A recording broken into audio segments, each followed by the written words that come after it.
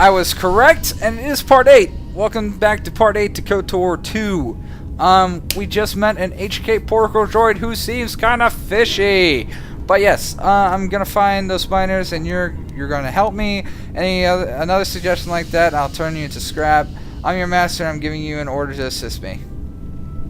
Weary resignation. Very well, master. But there is very little that I can do. You see, the airlock is sealed by a code. Alright, so how do I get the code to the airlock? Correction. Oh, I already possess the code, master, but I am afraid that it will do you no good. I'll be the... Condescending explanation. Master, the console governing the droid maintenance area and the airlock is voice-printed musing.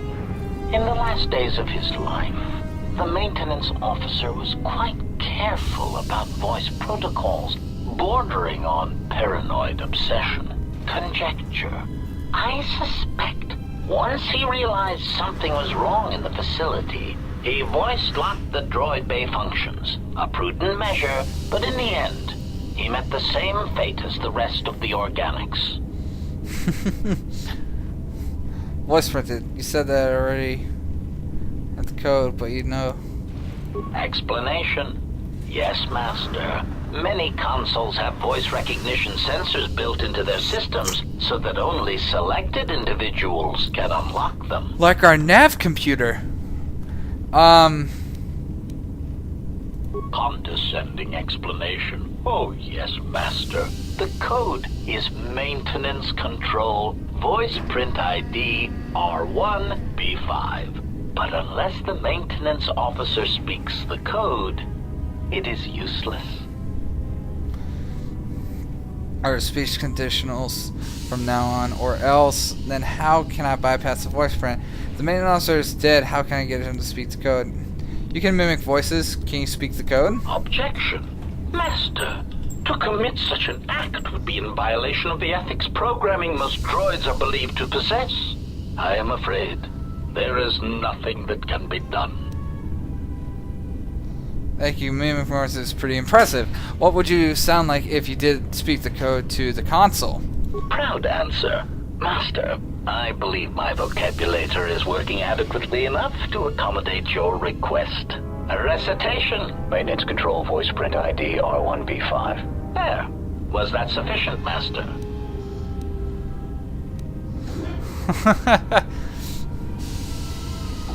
Alarmed objection. Oh, master, no. I might inadvertently speak such a command near a console and accidentally unlock something I shouldn't. I was merely speaking such to prove to you that I could. It is a trait I'm quite proud of.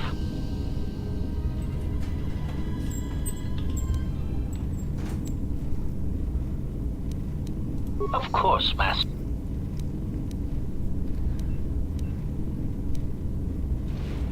Answer. I am a survivor of the Harbinger, just as you were, master. With the unexpected termination of my previous master, you are the only organic which I may now serve.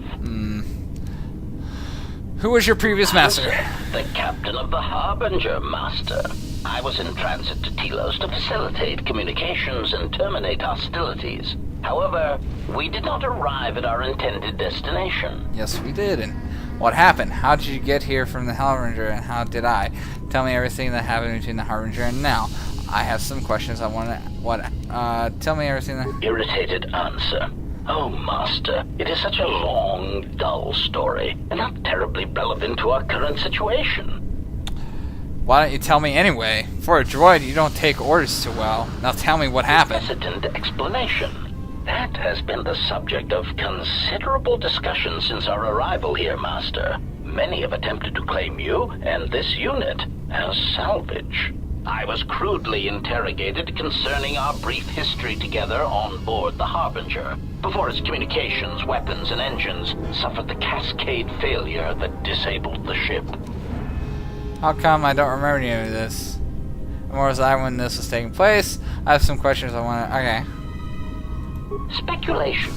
It is possible you were incapacitated and locked in the well-shielded cargo compartment as the Harbinger was being systematically crippled, Master.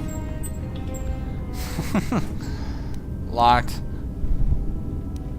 Clarification. Yes, Master. No doubt the flurry of destruction on board the Harbinger somehow drugged you into a stupor from which you could not awaken. Most curious. Drugged? What do you mean, drugged? Maybe you better explain the stupor part. Placation. Merely a turn of phrase, Master. The implication that your state was due to the result of ingesting large quantities of Juma juice was unintentional. I meant to communicate only that you were somehow rendered unconscious before you were locked securely in the cargo hold. Juma juice, if you guys don't know, is a Star Wars is an alcoholic drug that you drink. It's that, you know, that blue stuff in Episode 4 in Return of the Jedi, where Luke is at the cantina, and you see that like weird looking species thing drink from that big glass of blue gook. Yeah, that's Juma juice. It's supposedly very, very inducing. Care to explain how I got locked in the cargo hold? So I wasn't sealed in cargo hold. Someone locked me in. I have other Clarification. By locked, I meant sealed, Master. My vocabulator seems to be malfunctioning. Fine. What happened next? But how did I get from the Harbinger? Recitation. Following the unusual set of coincidences that led to the cascade failure in the Harbinger's systems, we were boarded by a small freighter with unknown ID codes. It appeared that this freighter had been attacked, and the captain wanted to study it. This freighter appeared to be still spaceworthy. Your cargo compartment was breached, and you were taken on board the freighter shortly before the Harbinger's systems began to go critical. I, too, managed to board the freighter before the Harbinger's destruction. We were most fortunate to have survived, Master. So, how does a protocol droid sneak onto a freighter? Man. Explanation. I believe it was a smuggler's vessel by the name of the Ebon Hawk. Speculation. As to its purpose, I do not know. Perhaps it was always its intention to play dead, then kidnap you off the Harbinger and rob me of my bounty. Rob me of my bounty. Clarification. By bounty, I refer to your life, Master. It would pain me to see you damaged in any way. That is why the arrival of this Ebon Hawk caused me considerable distress. I mean, by now everyone should be just like, spooky, huh? Apology.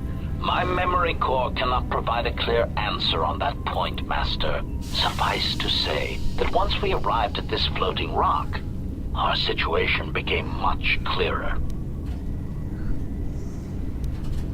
Explanation. Despite my market value, Master, the miners were far more interested in you. It did not take long for me to ascertain the reason for this. While an HK protocol droid is a valuable piece of property, Jedi are worth much more in certain exclusive markets across the galaxy. Painful admission.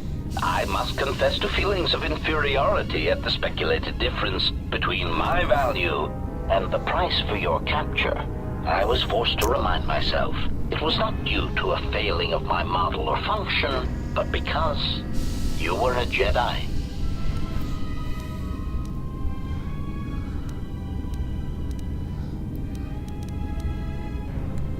Answer. I do not know, Master. I found it curious as well. Perhaps it was due to a spectacular failing of your model and function. Surprised answer. Why, I told them, Master. You are the exiled Jedi who served with Revan in the Mandalorian Wars, are you not? I hope all that has happened has not been the result of a miscommunication. If so, then the problem lies with the core word databases, which are notoriously spotty.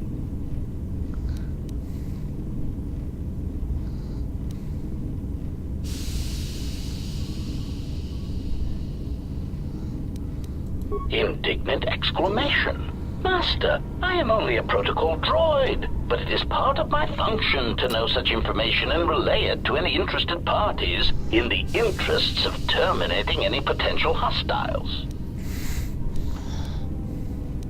Quick clarification. Apparently my vocabulator has suffered some damage, Master. I meant terminating any potential hostilities.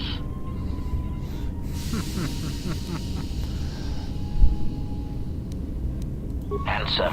All that has happened has been because they believe you to be a Jedi, Master. They debated what to do with you as you lay unconscious in the medical bay. One group seemed intent on selling you as property. The other group opposed this. And then what happened?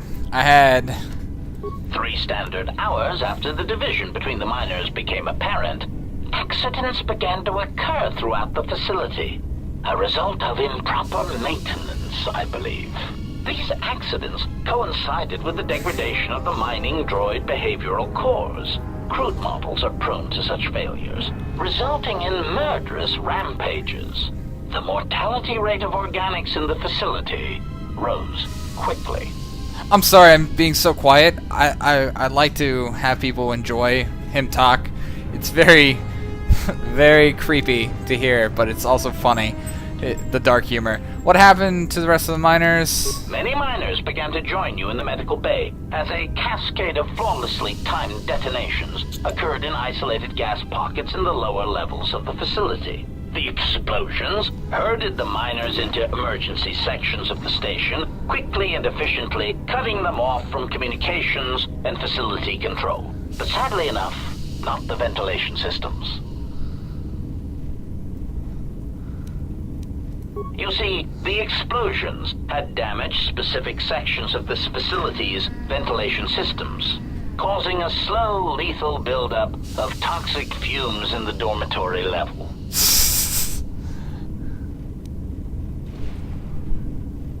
Defensive answer. Master, I am a protocol droid, not a well-crafted assassination droid of unrivaled sophistication. To have carried out the actions that took place here would have required an unusual set of skills. It is highly unlikely I possess the knowledge of how to reprogram the memory cores of base worker-class droids into killing machines, let alone to terminate the organics at this facility, utilizing only Aerotech 500 series laser mining drills and explosives fashioned from proton missile cores. I think you're responsible. Admission. I cannot and will not attempt to change your mind, Master. I would urge you to consider that your kotor tank treatments may have caused some disorientation. So, he's been down here this entire time.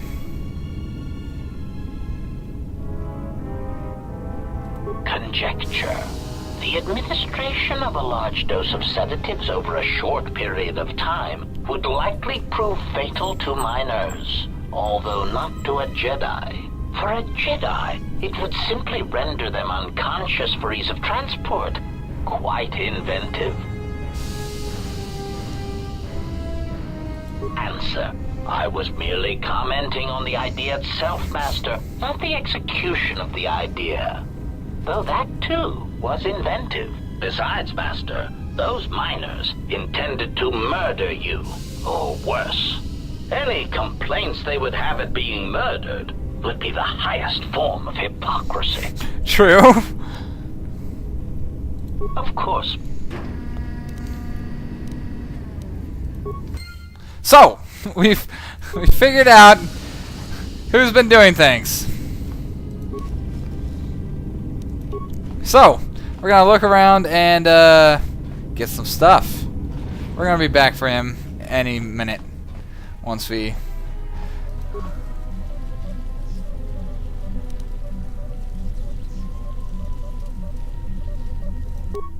This protocol droids help. I finished work on assigning infrastructure. I've installed them into the mining droids, but I'm locking up the original here to prevent the other miners from using this ability to record and playback voices to override the droids' voice print protocols. So, we found out that. Got that. We're gonna get these components. Okay, Can we get this? Okay, what the heck's going on? Yeah, and we got that.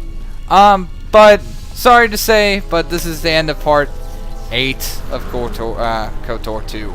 Yeah, I'm sorry that this was a very dialogue heavy, but this game's very dialogue heavy and a lot of the characters. And I do enjoy the characters a lot. Next part, we're going to be going into what's going on, and we're going to probably use that voice recorder that we just got to trick Mr. HK Protocol Droid right here to give us the stuff. So, we're going to save real quick. I'm going to save right here. Let's play part 8. And, I hope to see you guys soon, and please continue watching the series. I'm going to keep on uploading, and if you guys have an idea of what you would like to see, please write down in the comments. I'll try to do it, and I'm probably going to post my Steam item list. Yeah, so have a nice day. Bye.